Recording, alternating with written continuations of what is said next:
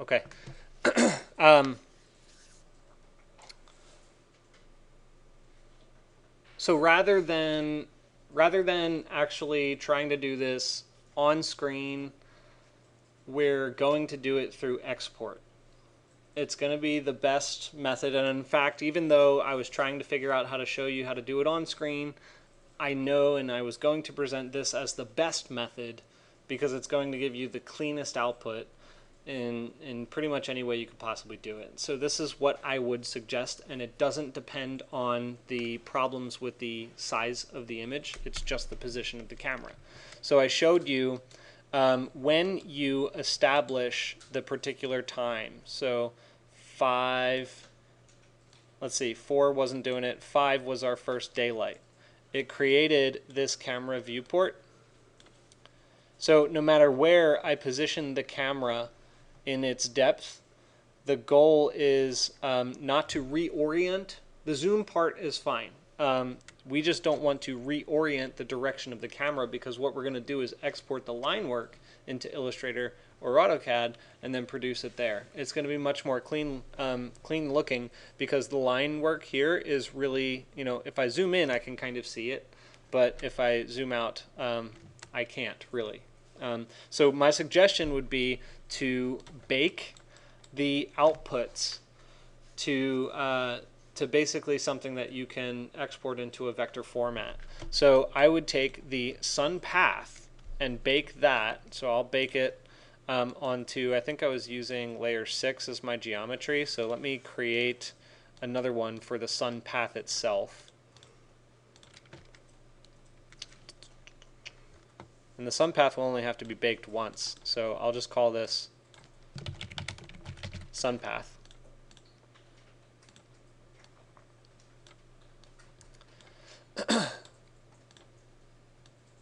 Bake it on the sun path, hit OK.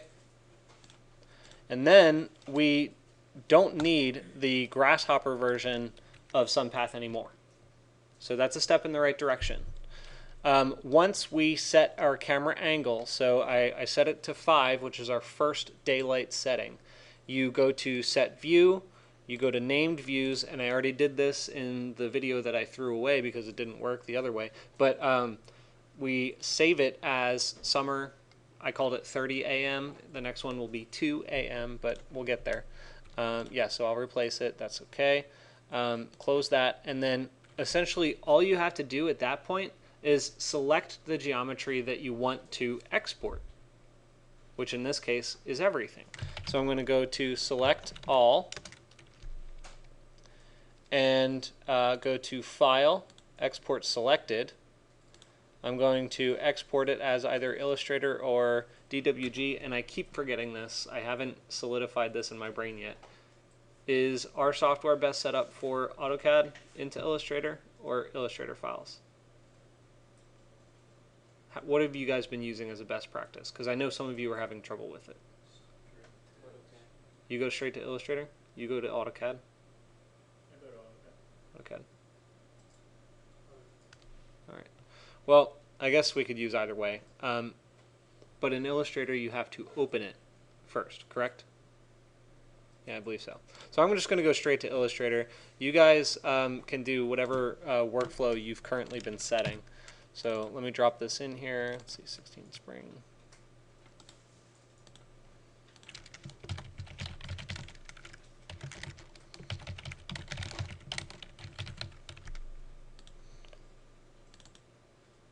That probably shouldn't be called assignment.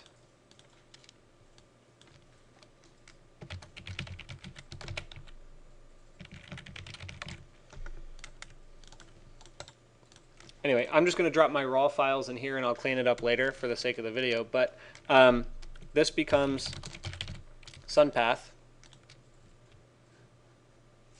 Don't worry about the scale so much. And when we get into Illustrator, we're just going to clean it up. But I'm going to let Illustrator load in the background while I continue on with what I'm doing here in Rhino. Right? So I exported one of my camera views. I'm going to now have to go back into Grasshopper and change it to 2 hours later, which would be 7, and it automatically popped up a second view. And I think that's because I named the view, and so it doesn't read it as the Grasshopper generated view anymore. So that's a guess, obviously, because you saw me just first experience that 5 minutes ago. So now it gives you this sun angle, and that's all well and good. So because I can't control the position of the camera along the vector, this is going to allow me to now export this instead.